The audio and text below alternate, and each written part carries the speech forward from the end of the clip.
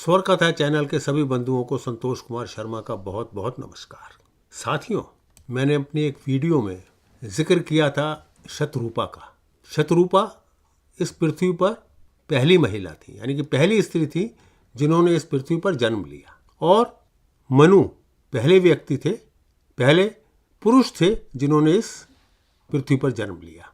और उन दोनों का कालांतर में विवाह भी हो गया। विवाह के पश्चात 2 पुत्र और 3 पुत्रियां उत्पन्न हुई।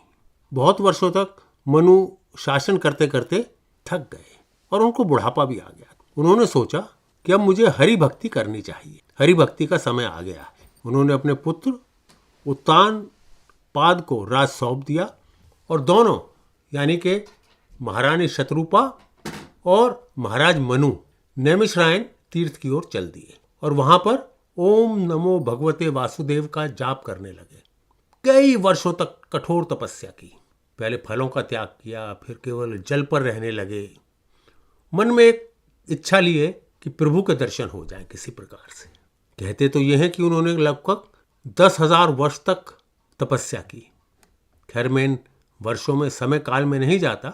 हम ये कह सकते हैं कि उन्होंने दीर्घकाल तक तपस्या की और भगवान उनसे प्रसन्न हो गए और भगवान ने उनको दर्शन भी दिए। हरि के दर्शन पाकर मनु और शतरूपा प्रसन्न हो उठे और उनके चरणों से लिपट गए।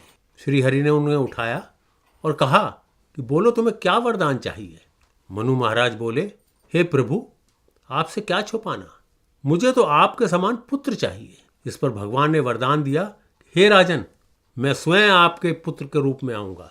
उन्होंने फिर महारानी शतरूपा से कहा कि आपको क्या चाहिए। उन्होंने कहा, जो वरदान मेरे पति ने मांगा है वही मुझे भी चाहिए। कुछ समय पश्चात मनु और शतरूपा अयोध्या के राजा दशरथ और महारानी कौशल्या के रूप में उन्होंने जन्म लिया।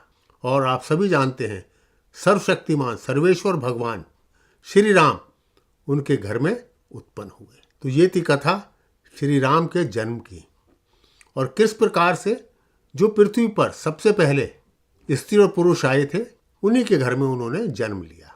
हाँ, ये बात दूसरी है, मनु और शतरूपा का वो दूसरा जन्म था जिसमें वो अयोध्या के राजा दशरथ और महारानी कौशल्या के रूप में आए थे। आप सभी का बहुत बहुत धन्यवाद।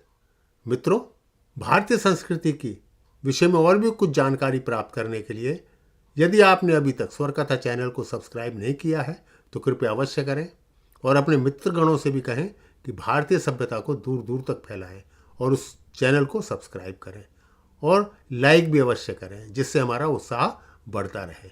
आपका बहुत बहुत धन्यवाद।